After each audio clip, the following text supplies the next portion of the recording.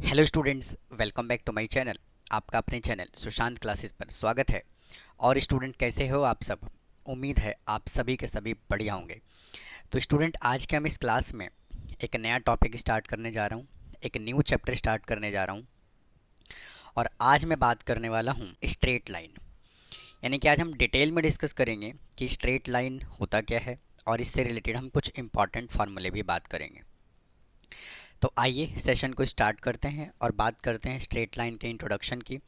और इससे पहले मैंने अपने चैनल पे बहुत सारे चैप्टर्स ऑलरेडी अपलोड किए हुए हैं। अगर आपने अभी तक नहीं देखा है तो आप देख सकते हो, समझ सकते हो।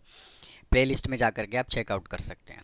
तो आइए देखिए स्टूडेंट, अगर मैं यहाँ से स्ट्रेट लाइन की बात करूँ तो देखो, आज का जो बेसिकली इंट्रोडक्शन होने वाला है वो मोस्टली जितने भी फार्मूले हैं ना, वो सभी के सभी 10th क्लास से ही रिलेटेड है, कोऑर्डिनेट ज्योमेट्री का। तो जो स्ट्रेट लाइन है ये किसका ब्रांच है? कोऑर्डिनेट ज्योमेट्री का ब्रांच है। और कोऑर्डिनेट ज्योमेट्री में हमने क्या पढ़ा था? कोऑर्डिनेट ज्योमेट्री की अगर मैं मेरे भाई यहाँ से बात करूँ तो ये क्या होता है? एक्स एक्सिस होता है, ये आपका एक्स डैश होगा, ये वाई होगा, और ये वाई डैश होगा, और ये क्या होगा? ऑरिजन होगा। ठीक है ना? मतलब कि हम हॉरिजेंटल लाइन को एक्स एक्सिस बोलते थे, और जो वर्टिकल लाइन है इसको हम वाई एक्सिस बोलते हैं। और हम हॉरिजेंटल लाइन को क्या बोलते हैं? हॉरिजेंटल लाइन को हम क्या बोलते हैं? एक्स एक्सिस, या फिर हम इसको क्या बोलते हैं? एब्सिसा। या भी हम क्या बोलते हैं? एब्सिसा बोलते हैं। और इस वाले लाइन को, यानी कि जो अपना वर्टिकल लाइन होता है, इसको हम क्या बोलते हैं? Y axis. इसको हम बोलते हैं वाई एक्सिस, और इसको और क्या बोलते हैं? ऑर्डिनेट। ठीक है। तो बेसिकली जो स्ट्रेट लाइन है ये क्या है? एक कोऑर्डिनेट ज्योमेट्री का ही एक ब्रांच है, कोऑर्डिनेट ज्योमेट्री का ही पार्ट है। ठीक है जी। अच्छा, इनमें टोटल कितने क्वाड्रेंट होते हैं? 4 क्वाड्रेंट होता है। ये आपका हो गया फर्स्ट क्वाड्रेंट, ये सेकंड क्वाड्रेंट, ये थर्ड क्वाड्रेंट, और ये आपका हो गया फोर्थ क्वाड्रेंट। और इस पूरे प्लेन को हम क्या बोलते हैं? कार्टेशियन प्लेन बोलते हैं। ठीक है। तो इसमें मेरे भाई जो फर्स्ट फार्मूला आता है वो आता है डिस्टेंस बिटवीन 2 पॉइंट। तो अगर मैं यहाँ से डिस्टेंस बिटवीन 2 पॉइंट की बात करूँ तो p q is equal to x2 माइनस x1 का whole square plus y2 minus y1 का होल स्क्वायर होता है। अब स्टूडेंट, ये फार्मूला बनता कैसे है? ये फार्मूला आया कैसे? आइए मैं इसको समझा देता हूँ। देख, सबसे पहले एक कार्टेशियन प्लेन बनाओ। ये x एक्सिस हो गया, मतलब x हो गया, ये x डैश, ये y एक्सिस, और ये y डैश। यहाँ से एक लाइन ड्रॉ कीजिए। इस पॉइंट को मैं बोल रहा हूँ P पॉइंट, और इस पॉइंट को मैं बोल रहा हूँ Q पॉइंट। जो Q पॉइंट का कोऑर्डिनेट है इसको मैं कह रहा हूँ x2 और y2, और P पॉइंट के कोऑर्डिनेट को मैं क्या कह रहा हूँ? x1 y1। ठीक है। मुझे क्या चाहिए? PQ के बीच का डिस्टेंस चाहिए। तो यहाँ से क्या करो, यहाँ से क्या कर रहा हूँ, एक लाइन में कुछ इस तरह से ड्रॉ कर रहा हूँ, और एक लाइन में कुछ इस तरह से ड्रॉ कर रहा हूँ। अब ओरिजिन से लेकर के यहाँ तक के डिस्टेंस को मैं x1 बोल रहा हूँ, और ओरिजिन से यहाँ तक के डिस्टेंस को मैं y1 x2 बोल रहा हूँ। ठीक है। अच्छा, ये देखिए, यहाँ से लेकर के यहाँ तक का डिस्टेंस और यहाँ से लेकर के यहाँ तक का डिस्टेंस सेम होगा भाई, हाँ कि ना? दोनों का जो डिस्टेंस होगा वो क्या होगा? सेम होगा। तो ये क्या है? अपना y एक्सिस। तो इस पॉइंट को मैं बोल रहा हूँ y1, और इस पॉइंट को मैं बोल रहा हूँ y2। ये पॉइंट है आपका P, ये पॉइंट है Q, और इस पॉइंट को मैं बोल देता हूँ A। ठीक है। अब मुझे डिस्टेंस किसका चाहिए? PQ का डिस्टेंस चाहिए। तो मुझे एक बात बताओ, अगर ये पूरा यहाँ से यहाँ तक y2 है और यहाँ से यहाँ तक x1 है, तो क्या मैं इस डिस्टेंस को x2 माइनस x1 लिख सकता हूँ? कोई परेशानी? अच्छा, ये यहाँ से लेकर के यहाँ तक का डिस्टेंस हमने y2 लिया हुआ है, मतलब कि पूरा डिस्टेंस y2 लिया हुआ है, और इतना जो डिस्टेंस है इसको हमने y1 बोला हुआ है। तो अगर मैं यहाँ से इस डिस्टेंस की बात करूँ, ये वाला यहाँ से लेकर के यहाँ तक के डिस्टेंस की बात करूँ, तो ये वाला डिस्टेंस कितना होगा? y2 माइनस y1 होगा। और जितना डिस्टेंस ये होगा उतना ही डिस्टेंस ये होगा। तो मैं क्या बोलूँगा? इसको भी x2 माइनस x1 होगा। और मुझे डिस्टेंस बिटवीन किसका निकालना है, पी क्यू का। तो जब मुझे पी क्यू का डिस्टेंस निकालना है तो एक बात बताओ, बेस मिल गया, परपेंडिकुलर मिल गया, तो क्या आप हाइपोटेन्यूज नहीं निकाल सकते क्या? निकाल सकते हैं ना। तो यहाँ से क्या आ जाएगा, यहाँ से क्या आएगा आपका, देखो y2 माइनस y1 भाई क्या होगा, परपेंडिकुलर का स्क्वायर प्लस बेस का square is equal to hypotenuse, यही तो होता है। तो यहाँ से क्या होगा, x2 माइनस x1 का square plus y2 minus y1 का स्क्वायर, और ये हमने क्या लगा दिया, रूट। यही क्या है, इस लाइन का डिस्टेंस। समझ में बात आ गई। आइए अगले फॉर्मूले पे चलते हैं, देखो क्या कहता है। अब स्टूडेंट यहाँ से जो स्टार्ट हो गया वो सेक्शन फार्मूला हो गया। अब सेक्शन फार्मूला क्या कहता है कि अगर कोऑर्डिनेट पॉइंट अगर हमें गिवन है और उसको मतलब कि एक लाइन सेगमेंट को अगर एक पॉइंट डिवाइड कर रहा है m/n के रेशो में, तो उसका जो सेक्शन फार्मूला होगा वो क्या होगा, ये होगा। आपने 10th क्लास में इसको ऑलरेडी पढ़ा था कोऑर्डिनेट ज्योमेट्री में। अगर मान लीजिए ये पॉइंट P है भाई, ये पॉइंट P है और ये पॉइंट Q है ना, और मुझे R का कोऑर्डिनेट चाहिए, तो P पॉइंट को मैं बोल रहा हूँ x1 y1 और Q पॉइंट को मैं बोल रहा हूँ क्या, x2 y2, और मुझे R का कोऑर्डिनेट निकालना है ना, x, y मुझे निकालना है R का कोऑर्डिनेट, और इसको m/n के रेशो में डिवाइड कर रहा है। और ये मेरे भैया इंटरनली डिवाइड कर रहा है, एक्सटर्नली नहीं, इंटरनली डिवाइड कर रहा है। तो फार्मूला क्या होगा, mx2 plus nx1 upon m plus n, और y का कोऑर्डिनेट क्या होगा, m into y2 plus n into y1 upon m plus n। ये फार्मूला ऑलरेडी आप डिस्कस कर चुके हो 10th क्लास में। नेक्स्ट फार्मूला यहाँ से क्या कहता है, देखिए कहता है कि अगर कोऑर्डिनेट जो है ना वो एक्सटर्नली डिवाइड करता है, पहले तो हमने इंटरनली पढ़ा लेकिन अब जो है ना वो एक्सटर्नली डिवाइड करता है। एक्सटर्नली कैसे डिवाइड करता है, देखिए जैसे मान लो एक लाइन ये है पी क्यू, भाई ये लाइन है पी क्यू, तो पी पॉइंट के कोऑर्डिनेट को मैं बोल देता हूँ x1 y1, ठीक है, और यहाँ से आपका हो जाएगा पी पॉइंट, और क्यू पॉइंट के कोऑर्डिनेट को मैं बोल देता हूँ क्या, x2 y2। समझ में बात आई कि नहीं आई। पी क्यू को एक लाइन और डिवाइड कर रहा है जिसको हमने क्या कहा, आर के कोऑर्डिनेट, ये आर। समझ में आई बात। तो आर का कोऑर्डिनेट हमें क्या निकालना है, मतलब x, y निकालना है। तो जब भी मेरे भैया एक्सटर्नली डिवाइड करता है तो एक्सटर्नली डिवाइड में होता क्या है कि एक्चुअल में पी क्यू को जो है वो आर डिवाइड नहीं कर रहा होता है, पी आर को जो है ना वो क्यू डिवाइड कर रहा होता है। इसलिए इस फॉर्मूले में क्या आता है, माइनस आता है। अगर आप इस फॉर्मूले की बात करो तो देखो इसमें जो है पी आर का रेशो हमने क्या लिया, m लिया, तो इसके अंदर जो है वो पी आर का रेशो क्या होगा, m होगा। मतलब कि जो आपका m होगा वो कहाँ से कहाँ तक होगा, जो m होगा वो आपका यहाँ से लेकर के यहाँ तक होगा पूरा रेशो। और इसके अंदर वापस से अगर मैं चलूँ तो आर क्यू का जो रेशो है वो कितना है, n है।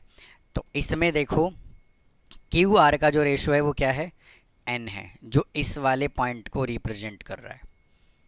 ठीक है, तो जब भी एक्सटर्नली डिवाइड करता है तो फार्मूला जो है वो माइनस में आता है। समझ गए। आओ जी अगला फार्मूला देखो क्या कहता है।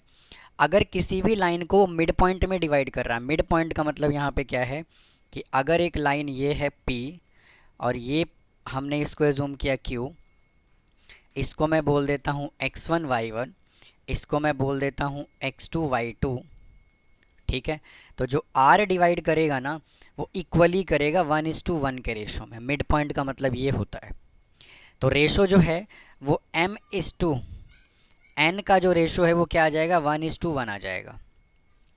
और जब यहाँ से 1:1 आ जाएगा तो इसका फॉर्मूला क्या बनेगा, x1 plus x2 divide by 2 और y1 plus y2 divide by 2। क्योंकि यहाँ से होना क्या है कि जब वो मिड पॉइंट पे डिवाइड करेगा, जब वो मिड पॉइंट पे डिवाइड करेगा तो m और n जो है वो क्या हो जाएगा, 1 और 1 हो जाएगा।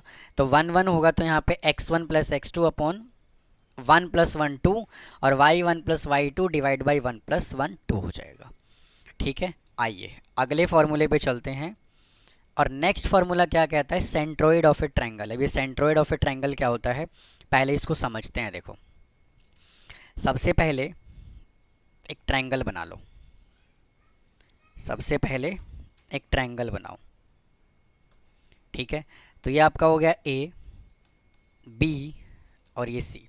सेंट्रोइड ऑफ ट्रायंगल क्या होता है भैया, आप क्या करो, इसको मिलाओ इसके साथ। देखो, यहाँ से एक लाइन ऐसे ड्रॉ करो, यहाँ से एक लाइन ऐसे ड्रॉ करो, ठीक है, और यहाँ से भाई एक लाइन ऐसे ड्रॉ करो। समझ में आई बात। तो जो आपका ये वाला पॉइंट होगा, कौन से वाला भाई, आपका जो ये वाला पॉइंट होगा, ये वाला, इसको हम कहते हैं सेंट्रोइड ऑफ ए ट्रायंगल। तो हमें क्या चाहिए, सेंट्रोइड ऑफ ए ट्रायंगल का कोऑर्डिनेट चाहिए। तो अगर मैं ए पॉइंट को कह दूं, ए वर्टेक्स को कह दूं x1 y1, बी वर्टेक्स को अगर मैं कह दूं x2 y2, और सी वर्टेक्स को अगर मैं कह दूं x3 y3, ठीक है।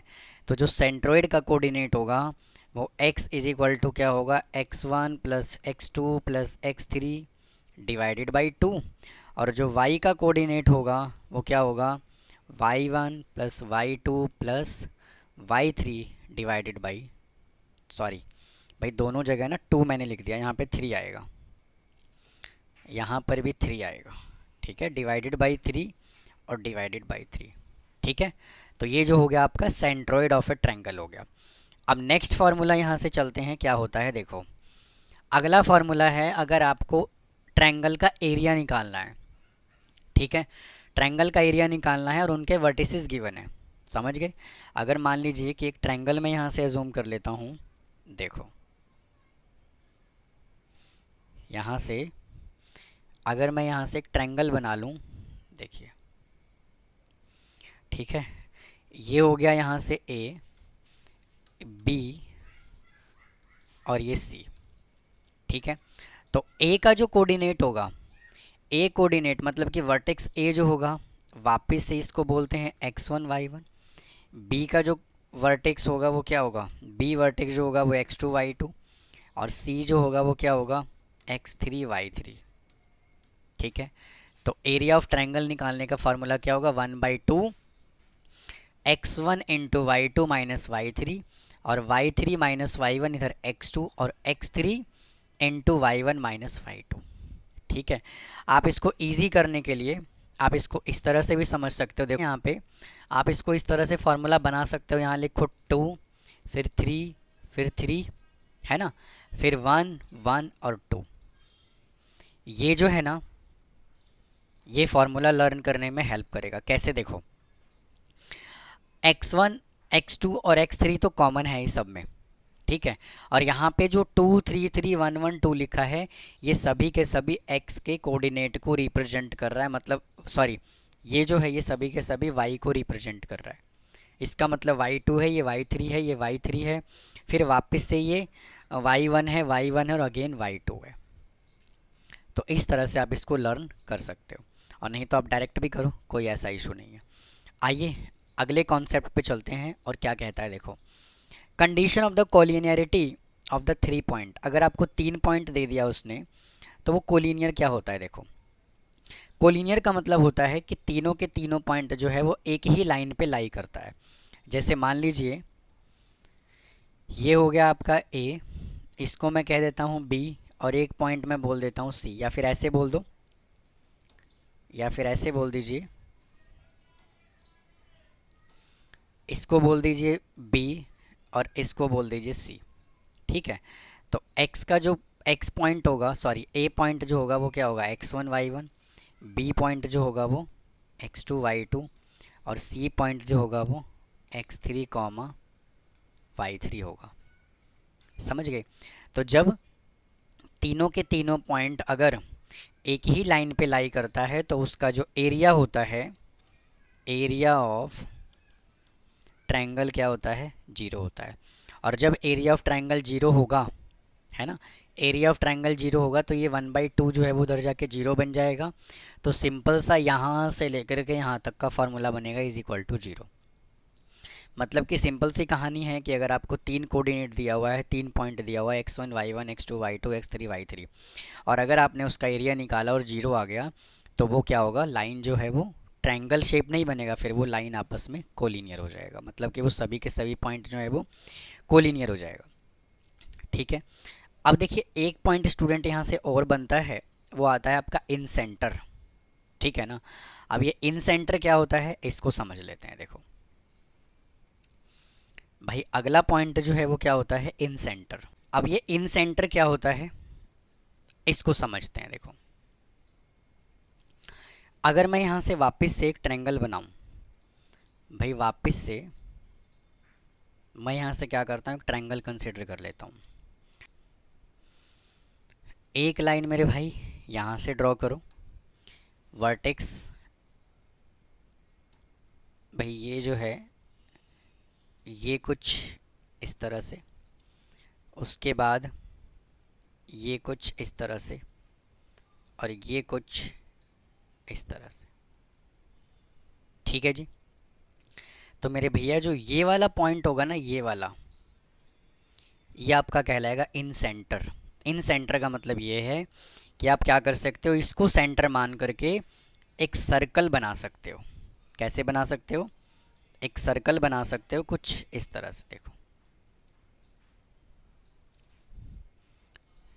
यहाँ से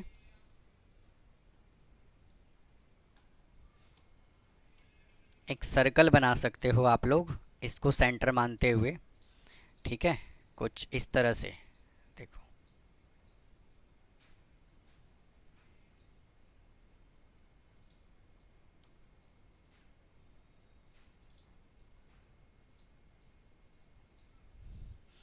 ठीक है।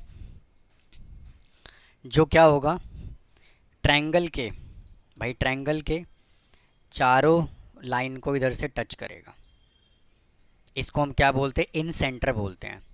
अगर मैं यहाँ से इसको बोलूँ ए, इसको बोलूँ बी, और इसको बोलूँ सी, और इन सेंटर को हम कैपिटल लेटर आई से रिप्रेजेंट कर दिया। अब मुझे क्या चाहिए, इन सेंटर का कोऑर्डिनेट चाहिए। तो इन सेंटर का कोऑर्डिनेट के लिए क्या करोगे, देखो यहाँ से अगर आप x का कोऑर्डिनेट निकालोगे, a x1 plus b x2 plus c x3 divided by a plus b plus c।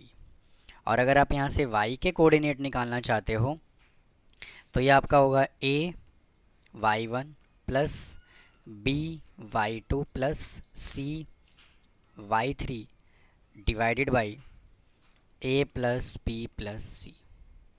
ये आपका हो गया इन सेंटर का कोऑर्डिनेट। अब कहोगे कि सर आपने तो ये बताया ही नहीं कि ए बी और सी क्या होता है। तो मेरे भाई बी सी के डिस्टेंस को मैं ए बोल देता हूँ, ए सी के डिस्टेंस को मैं बी बोल देता हूँ, और ए बी के डिस्टेंस को मैं सी बोल देता हूँ।